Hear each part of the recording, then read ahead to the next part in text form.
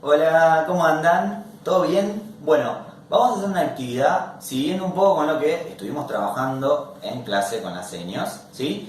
Hoy vamos a trabajar con todos estos números, ¿sí? Que nos van a acompañar y vamos a tener que tener esos números en alguna hoja, escritos, para poder apoyar en el piso, como estuvimos haciendo del 1 al 5, ¿sí? Vamos a trabajar también con colores. Yo les voy a mostrar los colores que tengo yo. Ustedes pueden elegir los colores que quieran y los animales que quieran. La propuesta es la siguiente. Cada vez que aparezca el color amarillo, ¿sí? Vamos a galopar como caballos, como si anduviéramos arriba de caballos, ¿sí? Cada vez que aparezca la tarjeta roja, ¿sí? O un color rojo, ¿sí? Vamos a saltar como conejos, como conejitos con los dos pies juntos. Y cada vez que aparezca la tarjeta azul, ¿sí? Vamos a caminar como si fuéramos unas gallinas o unos gallos.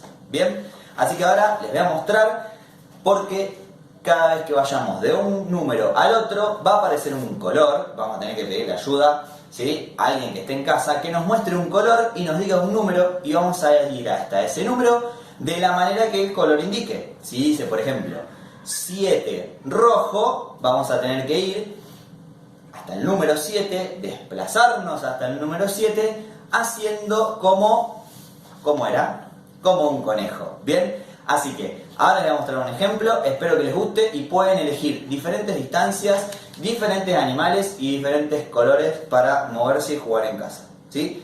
Ahí les muestro un ejemplo, nos vemos.